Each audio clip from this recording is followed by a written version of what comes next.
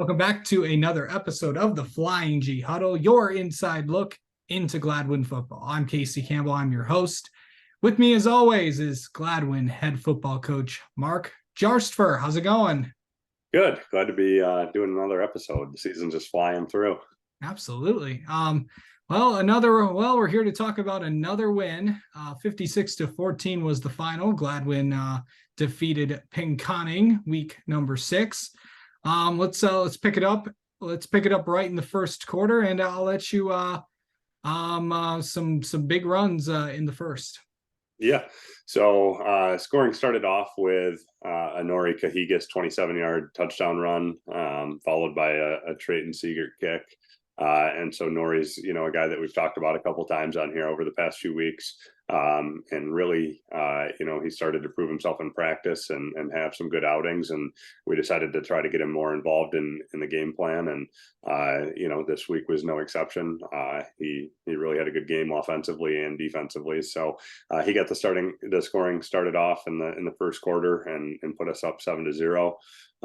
Our defense, got a stop after that next kickoff, and we were able to kind of make a short drive out of that one as well. That resulted in a Jace Massey 9-yard touchdown run to put us up 14-0 in the first.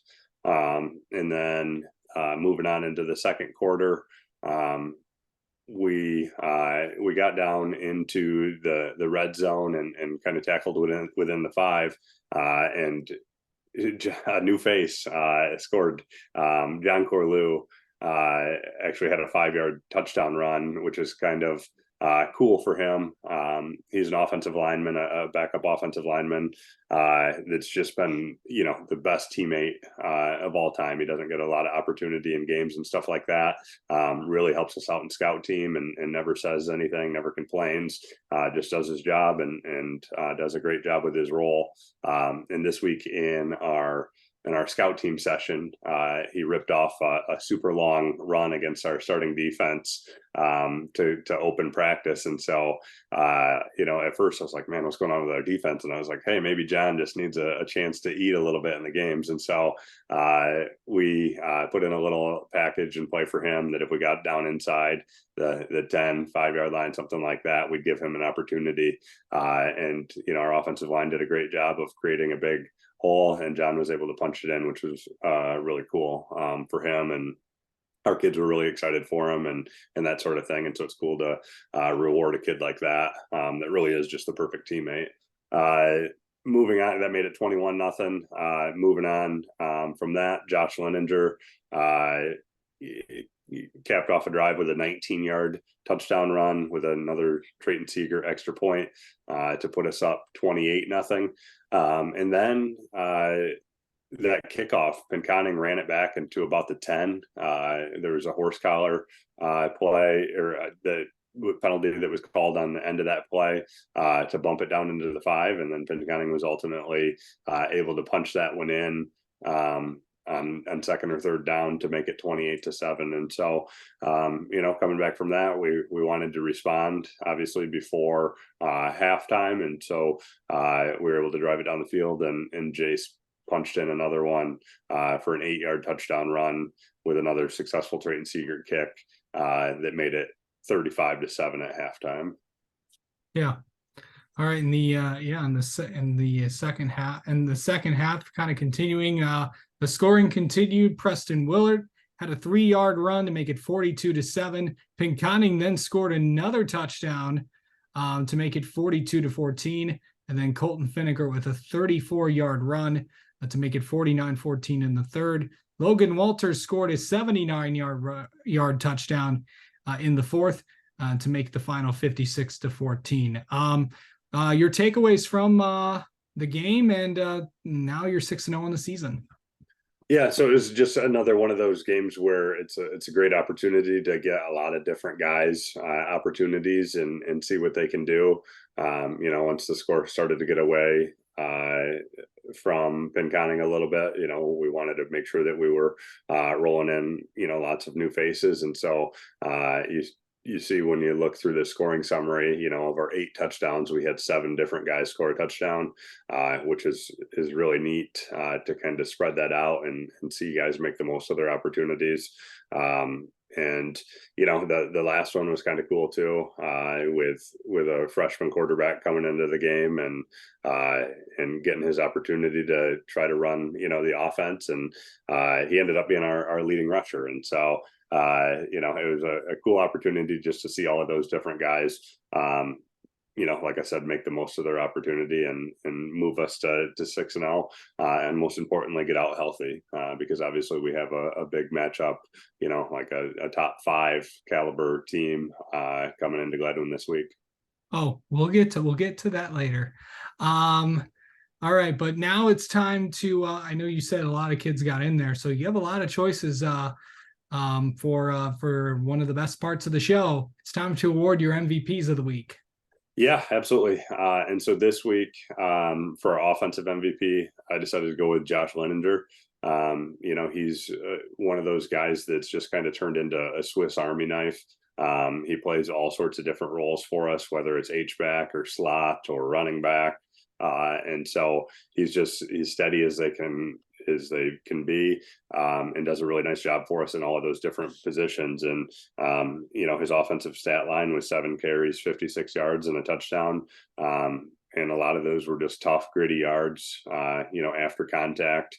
And then another thing that you wouldn't see on a stat sheet necessarily is just his ability to block on the perimeter and create lanes and opportunities for other guys with some of our perimeter run plays as well. And so he had a great game. He's done, you know, a great job for us all season. And so happy to give him the offensive MVP. Moving on to the defensive MVP, that one would go to Nori Cahigas this week. And, you know, I already talked about him a little bit offensively and what he's been able to do, you know, starting in practice and then wanting to give him a larger role in games. But defensively, he had a really nice game this week too. He ended up with 6 tackles and a pretty, you know, crazy catch interception. He kind of tipped it to himself and then came up with it. And so, you know, just again, another guy that was able to come in and make the most of his opportunities. And so he's our defensive MVP. And then special teams, we decided to go with our long snapper, Daniel Thackett. You know, obviously we were 8 for 8 on extra points. And, you know, one of the key components of that is making sure that the ball gets back there for the holder to get on the block. And so last week we gave it to the holder, and this week, you know, Daniel was really consistent with his snaps back there. And so it's super important, especially, you know, when you start to get into the playoffs and some of these big time matchups, those points can either win it for you or cost you. And so he does a really nice job with that. And he's our special teams MVP this week. All right. All right. It's also time for another big part of the show. It's now time to talk about this week's staff member of the week. Who are you going to talk about this week? Yeah, I feel like we kind of just had like this daisy chain of right hand man thing going. You know, I said, I mean, it was my right hand man, and then Jeff Goodwin was his right hand man. And now we're going to go with what I would consider, you know, Jeff Goodwin's right hand man, and that would be my brother, Clark Jarstfer. He works with our slot receivers on offense. He's another one of our defensive back coaches on defense. And then he has a huge role in offensive and defensive game planning with all the film work that he does and breaking down teams, you know, what they're doing offensively and defensively, and just a really, really smart person in terms of, you know, football IQ and that kind of stuff, and understanding the game and finding creative ways to make us a better football team and a better program. One of the more unique things about him is he's a volunteer for us, and so he doesn't get paid, and he commutes from Toledo, Ohio. And so he'll come up, you know, on Monday mornings. He'll stay at my place and just my spare office in here, actually back on the couch. He'll stay in here and sleep there all week, and then he'll get up on Saturday morning and he'll drive back to Toledo. And you know, when we need information from him, we can zoom in with him and all that kind of stuff. And so really is a unique situation, with what he's doing. But I'm confident that we wouldn't have near the amount of success that we've had without him on board. And so really grateful for that. And happy that we get to use this opportunity to detail contributions of people like him. Absolutely. All right. Well, tune in next week's show. We may talk about another staff member. So find out more on next week's show. Okay, so I know we teased it in the beginning, but hope you enjoyed the nice road trip, because it is well enough time to come home. And of course, you are back home this week, and now you have not been home since week 2. In fact, last time you guys were home, it was August. We've already gone through the entire month of September without you guys seeing Gladwin, and now you are back in Gladwin for the entire month of October to close out the regular season. And a big opponent is coming in, of course, Pontiac Notre Dame Prep. Obviously they are 5-0 on the year. They did not play last week, so they have a bye week heading into this week's game against you guys. But overall, I know you've had a lot of time to prepare with this one. But kind of talk about what impresses you about them, and really what do you guys need to do to go to 7-0 on the year.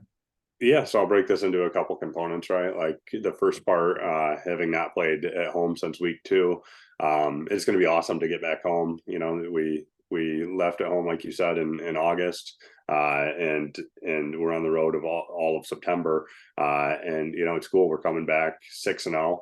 And our community is so supportive, and it's just an awesome atmosphere when we're playing at Brockoff Field, and people are, they're going to be coming in, feeling the excitement, and the place will be packed, because I remember what it was like those first 2 weeks, seeing all the people all the way around the field.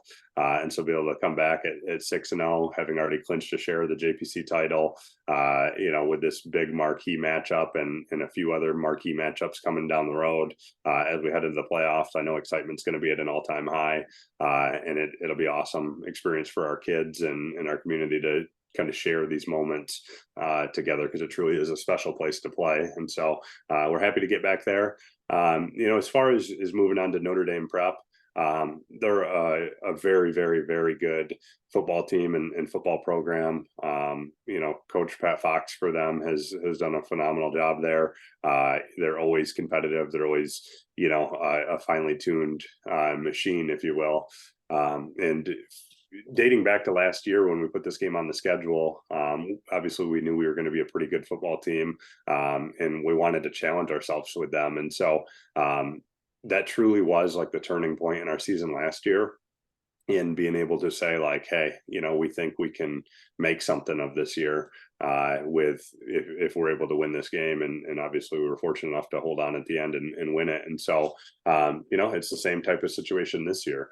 We're off to a good start, but now we get to challenge ourselves with a team that, like you said, is 5-0. I think they're ranked, depending on what ranking thing that you look at, they're roughly around 5 or in the top 5 for Division 5. And they're really, really talented. They have speed everywhere.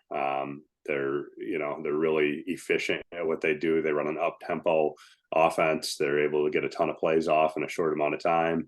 And so it'll be a great challenge for us, but one that we're excited for.